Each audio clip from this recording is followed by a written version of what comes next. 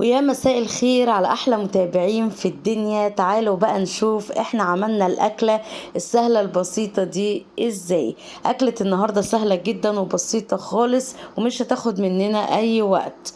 طبعا الاكلة دي اللي لسه مبتدئين يلا بينا نشوف هنعملها ازاي. انا هنا على النار معايا حلة زي ما انتم شايفين كده، فيها كوباية ونص من الشعرية. هنزل عليهم بمعلقة سمنة كبيرة، وهنزل كمان بشوية من الزيت. هنقلب الشعرية بتاعتنا لحد ما تتحمر معانا. اهم حاجة في تحمير الشعرية ان هي ما تغمقش معاكي، يكون لونها ذهبي زي ما انت شايفة كده. طبعا الشعرية كل ما كان لونها فاتح بقى طعمها حلو جدا في الأكل. هنزل على الشعرية بتاعتي بعد ما حمرتها بكوبايتين من الرز. كنت غسلت الرز غسلة كويسة، وهنزل بالرز على الشعرية. هنديهم تقليبة حلوة كده، وهنزل عليهم ب3 كوبايات ونص من المية. كوباية ونص من الشعرية وكوبايتين من الرز ليهم 3 كوبايات ونص من المية. رشة ملح حلوة كده، ونقلبهم كويس جدا. وهغطي على الكلام ده كله وهنعلي النار لحد الرز ما يتشرب معانا. لما الرز يتشرب هنوطي عليه. هنا بقى البانيه بتاعي زي ما انتم شايفين. هنبدأ ان احنا نتبل البانيه. غسلت البانيه غسلة كويسة جدا، وهنتبله تتبيلة حلوة قوي. هنزل برشة من الملح ورشة من الفلفل ورشة بابريكا مدخنة وشوية من الكاري. لو انت ما عندكيش بابريكا مدخنة او ما عندكيش كاري يبقى هنكتفي بالملح والفلفل. هنا معايا بصلاية كبيرة زي ما بصلاية وسط زي ما انتم شايفين، وطماطماية كبيرة. هنجيب المبشرة وبالناحية الناعمة خالص هنبشرهم بشر ناعم خالص. طبعا انا احب احط البصل والطماطم فريش زي ما انتم شايفين. بلاش البصل البودر او الثوم البودر او الكلام دوت. جربوا بس البصلايه الفريش والطماطم بتدي طعم حلو جدا بالناحيه الناعمه خالص. همسك الكلام ده كله هقلبه في قلب بعضه كده زي ما انتم شايفين. لازم الفراخ تتبل تتبيله كويسه وتبقى زي ما انتم شايفين كده. هنا خلاص كنت قلبت الفراخ بتاعتي كويس جدا. هنا بقى هنزل ببضاية على التتبيلة دي كلها.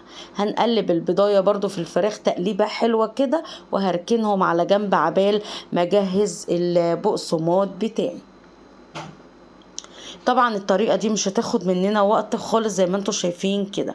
هنا كنت جبت صينية او اي حاجة عشان اقدر افرد عليها البانيه. ده كيس بقسماط الضحى، وده كمان معانا كيس تشانكي. ده كيس توابل وبهارات طعمه حلو جدا. ومعانا كمان كيس من الفيجيتار العادي. تقدري تحطي فيجيتار حار، تقدري تحطي فيجيتار عادي براحتك خالص.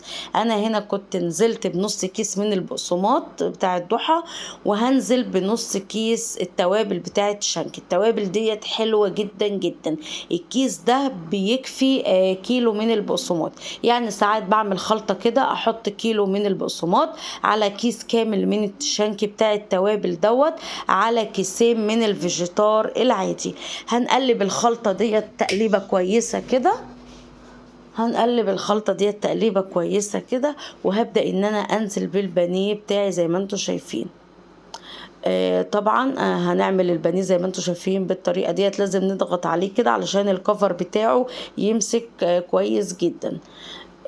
طبعا اللي جربوا الطريقه ديت بالبهارات او التوابل ديت هتعجبكم جدا. قلت كيس الخلطه اسمه تشنكي عشان محدش يسالني، وكمان معاه كيس من الفيجيتار. تقدري تحطي فيجيتار عادي، تقدري تحطي فيجيتار حار. الاتنين مع بعض بيدوا طعم حلو جدا للبانيه. او ممكن تعملي الخلطة دي زي ما قلتلك وتجهزيها، وكل ما تعوزي تطلعي تاخدي منها الكمية اللي انت عايزاها وتشتغلي بيها. طبعا طريقة سهلة جدا وما خدتش مننا اي وقت. طبعا الكفر دوت علشان يتماسك هنسيبه في الفريزر. لازم البانيه ندخله في الفريزر لمدة نص ساعة على الأقل. قبل ما نطلع البانيه نقليه لازم ان احنا نسيبه في الفريزر.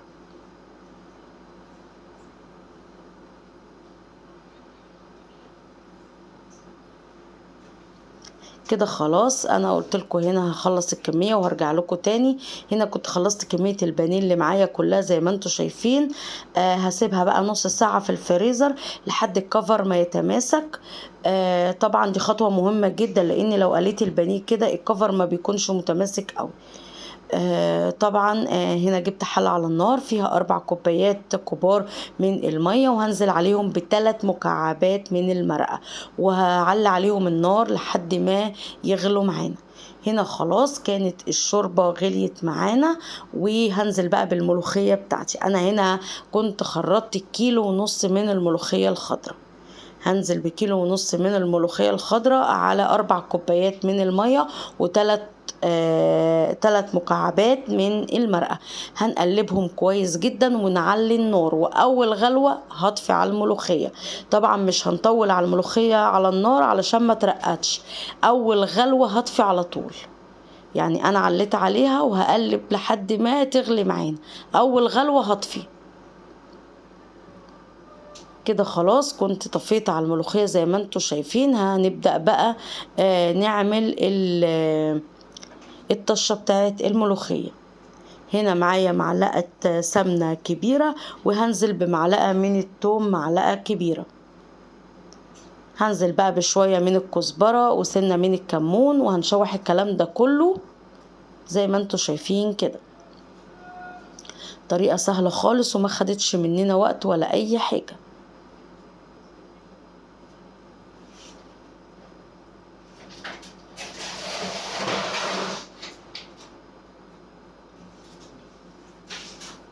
كده خلاص كانت الدقة معانا زي ما انتوا شايفين. خلاص هنا كنا طشينا الملوخية بقى. بصوا بسم الله ما شاء الله، تحفة فنية. أكلة سهلة وبسيطة وما خدتش مننا وقت خالص. كده خلاص هبدأ بقى اجيب البانيه بتاعي، كان يا دوبك بقاله نص ساعة. هنقل البانيه بتاعنا وهوريكم الكفر متماسك قد ايه. لازم البانيه زي ما قلت لكم يقعد نص ساعة في الفريزر، وهوريكم التماسك بتاع البانيه. هنا جبت طاسة على النار وهنزل بشوية من الزيت، وهنبدأ نقل البانيه.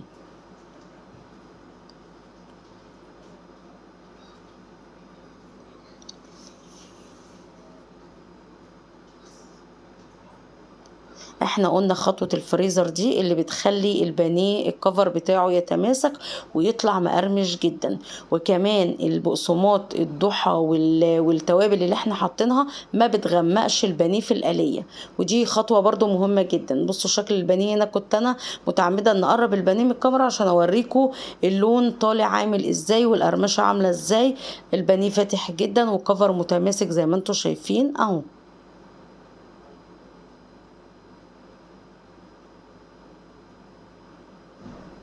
هنزل برضو بباقي البانيه وهوريكم الكفر متماسك ازاي.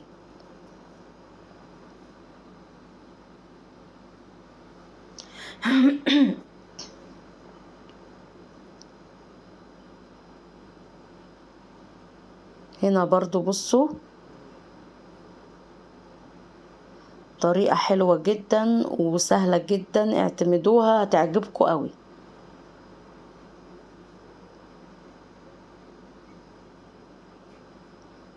بصوا البانيه طالع معانا لونه ذهبي ومقرمش وحلو جدا.